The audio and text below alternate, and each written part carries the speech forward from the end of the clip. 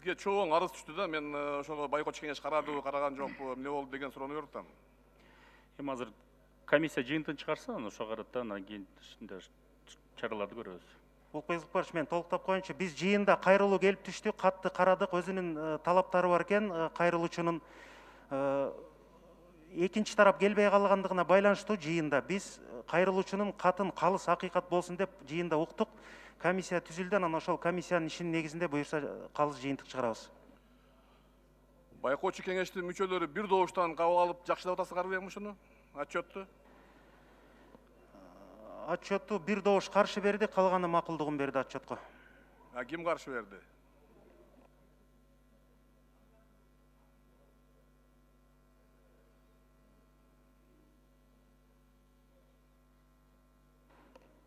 Биздин өзгөртүү сунуштарды толуктоолорду колдоо менен Анаш Кадыровна дагы ошол каршы добушун берген, бирок өзгөртүү сунуштарын берген. Каршы добуш берилген кишини угуп койбойлу, эмне кандай, эмне үчүн каршы болду экен?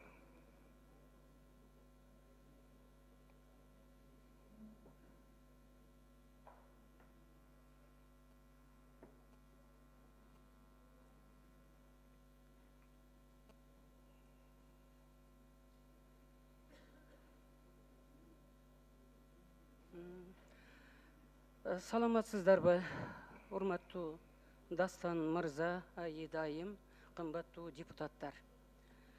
Эми ушу бир жылда бир келип отчет берип атабыз. Былтырда ушул мезгилде келип отчет бергенбиз. Эми отчет деген бул татынакай болуп, сүрөтү менен, ар кандай краска менен дегенде кооз жазыла берет экен да. Эми мен айтайын дегеним, баягы наблюдательный совет ген директорду шайлайбыз да. Анан бу Жайнак Үсөн уулун ошол 15-16 кандидатуранын ичинен биз тандап алганбыз. Анткени бул кишинин программасы абдан жакшы жазылган да. КТРге реформа жасайм, акча таап келем, жаңылануу киргизем. Кыскасы мындай бир жомок жазылыптыр да көрсө. Мына келгенине бир жыл болуп калды. КТРде вообще реформа жок. Эч кандай. Акча бирдеке болсо эле акча жок дейт. Ооба, акча жок. Акча бүгүн эле жок эмес. КТРде өмүр бою акча жок деп келатабыз, өмүр бою. Анан эми жок дегенде рас акча жол болуп атабы? Анын жол жоболорун ойлонуш керек да. Мындай жакшы менеджмент, тиги ген директор деген жок дегенде мына бул өзгөртүүлөрдү киргизип, оптимизация жасап дегендей. 6 канал турат, радиодо 6 радио 5 канал. Эми ошондо 10 кишиге эле бирден продюсер болуп калганда, мындайча айтканда. Эми ошол продюсердин айлыгы, анан жөнөкөй кабарчынын айлыгы такыр башка да. Ошолор жөнүндө бул ген директор ойлонуш керек эле да. Раз мамлекетте акча жок, бюджетте акча жок, бияктан Кытайдын карызы кыйнап атат. Кечээ пандемия болду мынакей. Абдан акыбалдын оор экенин көрүп турат. Анан иштеш керек да, бул жолду табыш керек да. Анан коллективде ынтымак кетти.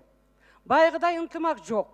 Ошол ким биринчи кирсе жетекчиге, ошол айтып чыга берет. Тигили мындай, мынандай деп эле ошол майда чүйдө эле нерсе менен алекпиз да кыскасы. Анан мына наблюдательный советти Жайнак Үсөн уулу вообще тоготпойт. Баягы голосубуз керек болгондо аябай жакшы тоготчу, азыр тоготпойт, укпайт.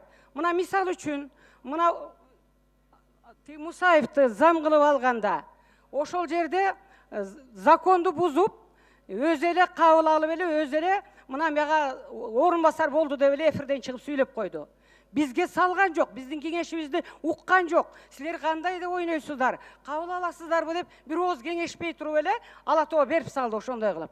Анан мен чогулушта айттым. Ай, абдан чоң нарушение болду дедим. Жөн эле ла-ла-ла менен токтотпой дедим. Ген директорго выговор, Сүйүта Сорбаевага выговор бериңиз дедим. Дегенден кийин бул киши не только продюсер өзүнө, продюсерге даже сөгүш берген жок. Бериш керек болчу жок дегенде. Мына тоготпогондугунун касиети. Анан биз ойлогонбуз, мына бул киши келсе ар тараптуулук болот го телевиденияда. Баягы контент көбейет го деп. Жаңғыз эле сөздү бөлбөй жөн отуруңузчу. Жалгыз эле тиги КТРди эл карап отурган жок да, жалдыратып эле. Толтура канал азыр. YouTube, Instagram, койчу интернет. Ошолор бизди басып кетти. Азыр элдин баары интернет менен иштеп калды. Элдин баары биринчи ким укса, ким айтса ошону угат. Бул информациянын касиети биринчи айтыш керек. Ким биринчи? Кыскасын айтканда мен каршы добуш бергенмин. Анткени эч кандай реформа жок, только эле Москвага 2 жолу барып келди. Ага ат кыйган акча кетти. Эч кандай жыйынтык жок. Ал жерден прямой эфирде болгон жок.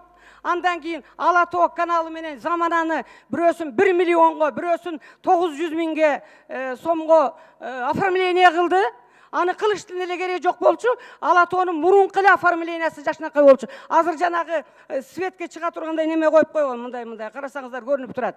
Жана немелер болот го, эмне деп коет атын унутуп атам. Темир решеткалар. Ошо сыяктуу кагаздан, картондон. Кыскасы, биз күткөн жыйынтык болбой калды. Ошон үчүн мен каршы добуш бердим.